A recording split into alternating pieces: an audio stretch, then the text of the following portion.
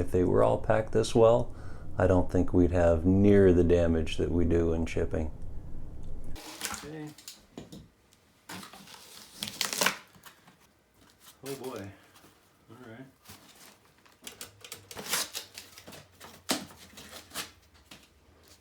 Really nice job. Very well done here.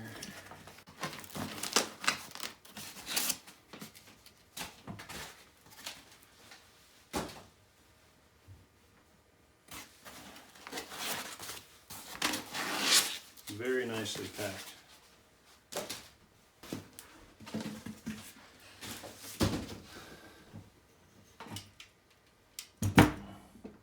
I've got a couple Yosts on the table today. The first one is a Yost 10, and the second one is one I just bought. It's a Yost 20. It's a front strike machine, and it came from Cambridge, England. I answered an ad on Facebook Marketplace, and the seller said he'd be willing to ship it overseas. So it took a couple days to get all the pieces unstuck. The key levers were stuck on the ink pad, and some of the mechanisms back here need to be freed up. So that's done. There's a few keys that are still a little sticky, but for the most part it works. And I have the Yost 10 out to show you guys how much these things have changed in just a couple years. So this Yost is from 1906, and the first one of these front strike machines was a Yost 15, and that was made in about 1908. So in just a couple years they went from a celluloid keytop, full keyboard layout, understrike machine, to a standard keyboard layout with the standard keys, the ring and the glass insert, to a front strike machine with a basket shift. That's a huge change.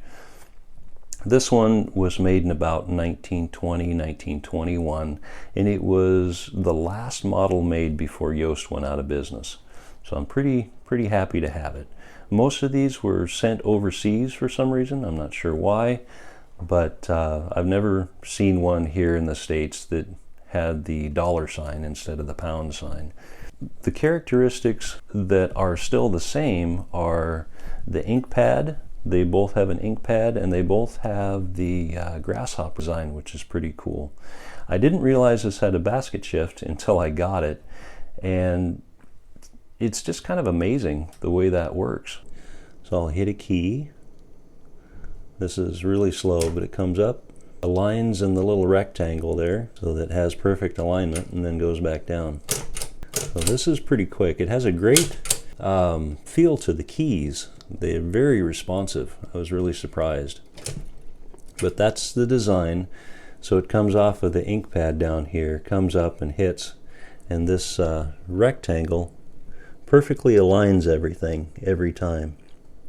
And that was kind of in the ad on these Yosts, that they always had perfect alignment. And here is the older Yost, and it's basically the same design. You've got the ink pad here, and then the type slug rests in the ink pad, and then it comes up from the side. That one's a little sticky, and perfectly aligns in the little square. So the reason that one's square and this one is rectangle is because of that basket shift.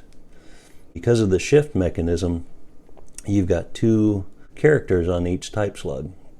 So uppercase and lowercase, and they pulled that off pretty well. I was really amazed the way they did that. So that's a quick look at a Yost 20 compared to a Yost 10. I hope you guys liked the video, and thanks for watching.